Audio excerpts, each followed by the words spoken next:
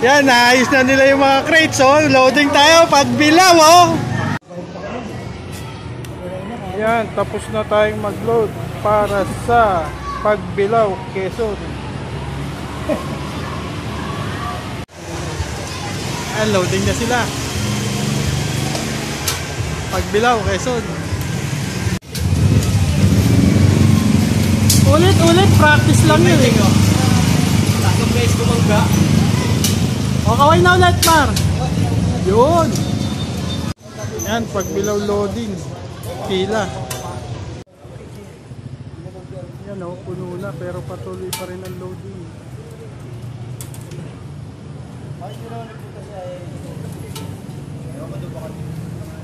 Tuloy natin sa abangan.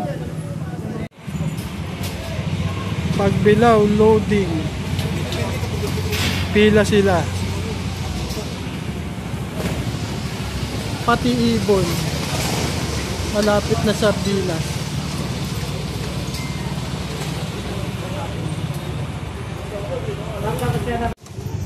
Oh, yung karugtong video na to bukas na sa abangan.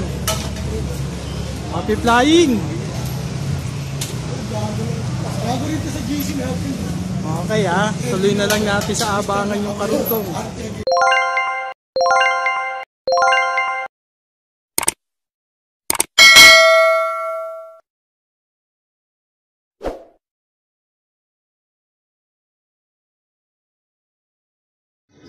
Okay, alright. Isang magandang Huwebes ng umaga sa ating lahat. For today's video is yung abangan natin ng ng Pagbilao training. So, meron na tayong ibon. Hindi pa tayo nag-uumpisa. Yung dalawa kagad yung ibon natin. Yan sila. Ayan pa isa. Ikot pa. Lumipad pa isa. Yan si Puti na iwan. Yung isa lumipad. Tapos mayroon sa pulang building. Pero nandun pa rin siya, namamara ako sa landing board. Ang aga. Tama yung sinabi.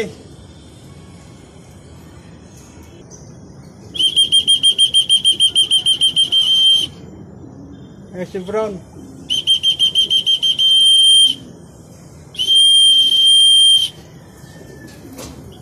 Si Tim. Yung pumasok na kagad.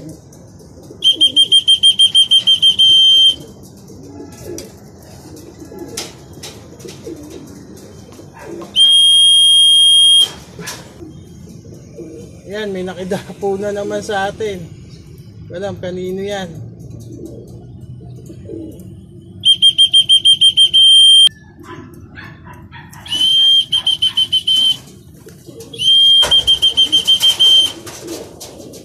Yan, sunod-sunod na ang datingan nila.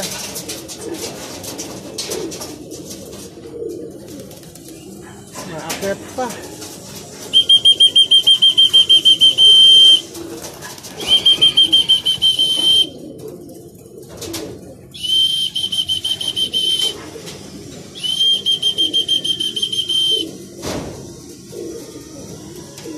Sakto ang panik natin. Palagi sakto ang dating natin. Pagbilao, release 7 AM. Pagbilao training. Yan. Wala kung ilan na yung ibon natin. Sakto-sakto pag intro natin may dumating ng mga ibon.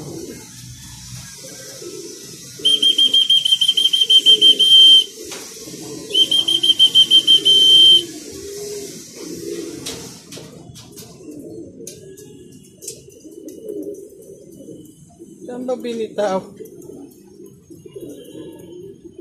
Parang luplay lang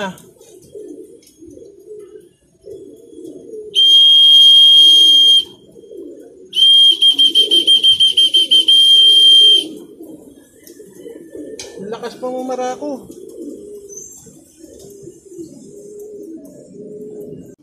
Ayan, tignan nyo yung nando sa pasukan. Grabe.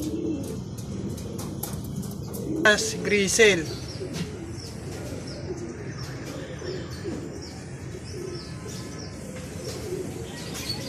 Kanyang pumasok.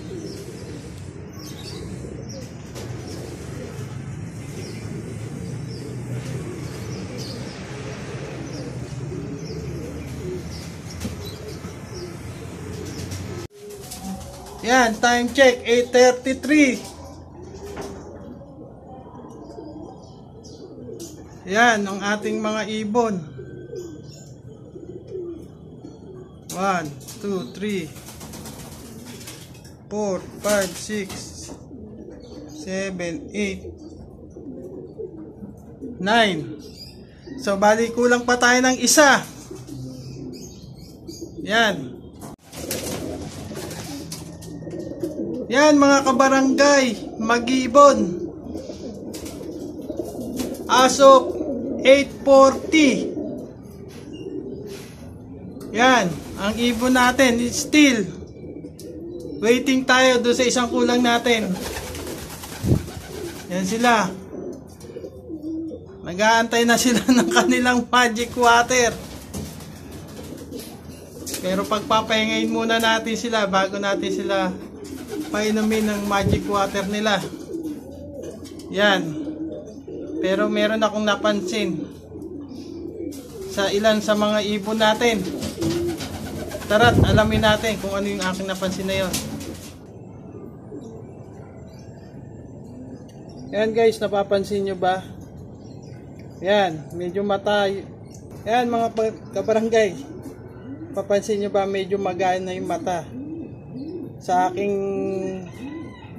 palagay, baka nag-uumpisa na yung one-eye cold. Hindi lamang kasi siya. Kung siya lang ang nakita kong magaang matang ganyan na nagluluwa, isipin ko natukalan sa trap. Pero mukhang nag-uumpisa na yung eye cold. O siguro dahil dahil siksikan kagabi ang mga ibon dahil pag below training. Yan. Nagluluwa. Kunin pa natin yung isa. Ito yung isa, si puti. Yan o.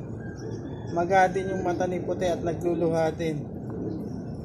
Ayan ang sa aking palagay. Isa ito sa mga senyales na posibleng magka one eye cold ang ibon pagka ganyan ang sitwasyon ng kanyang mata. Kaya imbis na magic water ang papainom natin, mag-antibiotic tayo kahit ayaw natin para lang masawata o ma-prevent yung pwedeng maging sakit o mangyari sa mata niya. Meron pa isa.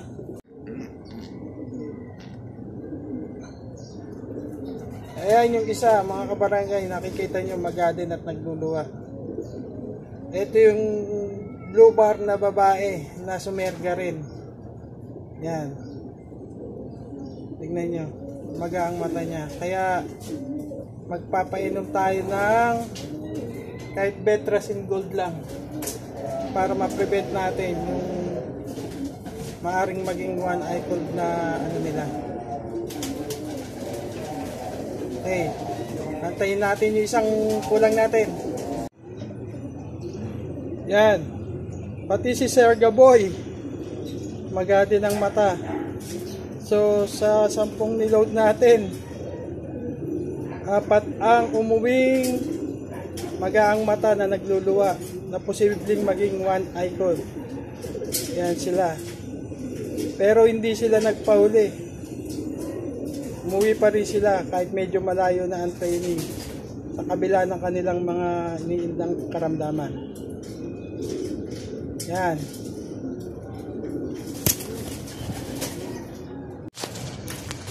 Ayan guys, yung kulang natin isa.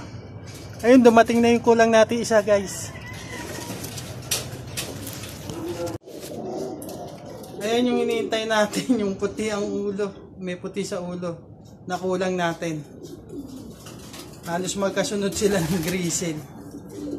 Yan, magkatabi pa sila. Naku po! Patingin nga ng kabilang mata. Ayun! Kaya na-late din tong ibon na to. Ewan ko kung mapapansin nyo dito. Mamaga din ang kanyang mga mata. Kunin natin siya. Ito siya. Kaya pala siya na-late. Tignan nyo. Magang-maga din yung mata. May one eye cold na siya. Ayan, ayaw niya ipakita yung kanyang mata. Yan, o. Magang-maga at nagluluha na. May one eye cold na siya. Kaya pala na-late siya. Hindi naman siya na-late. Ngayon na siya na-late. May iniinda pala. May dahilan siya kung bakit siya na-late. Pero hindi pa naman siya late na late. Yan. Ayun, sa pagkakataong ganito, itong naasahan ko o ang pinang-prevent ko sa kanilang ano. So, titimplayin na natin para makainom na sila dahil uhaw na sila.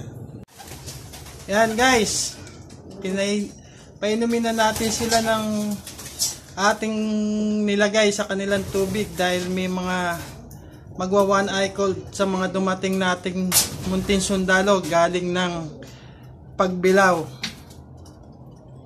Yan, tapos pagkapahinga nilang konti, patutukain na natin sila. Ayan sila. Prevent na natin kung ano yung maaaring maging sakit. Sana makuha muna sa prevention. Tsaka mukhang umpisa pa lang naman, kaya kailangan sawatain na natin. Ayan sila. Pahinga lang konti at pakakainin na natin sila.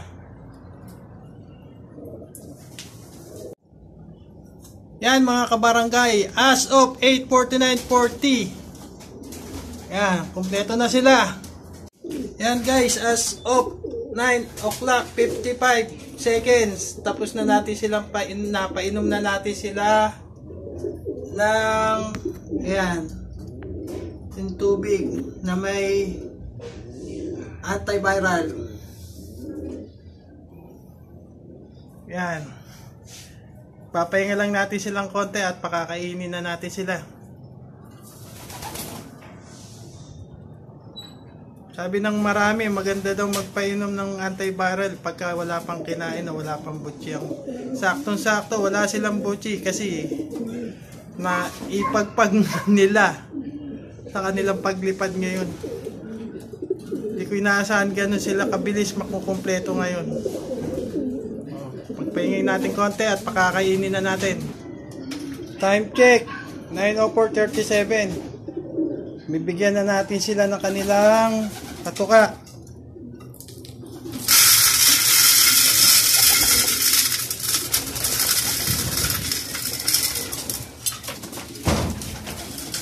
Yan.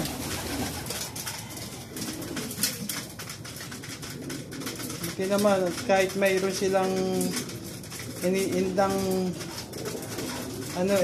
magana pa rin silang kumain. Medyo malayo-layo na rin ang pagbilaw, kaya kailangan palagi silang magana dahil palayo na ang ating training. Yan. So, dito ko na muna tatapusin ang video ito.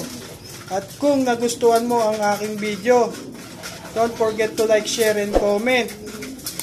Hit the bell notification button para updated ka sa mga lalabas kong video. At para naman sa mga bago sa aking channel, huwag kalimutang mag-subscribe and mag-views para kumpleto ang pag-tune in nyo dito sa aking channel, ang Barangay Mag-ibon TV.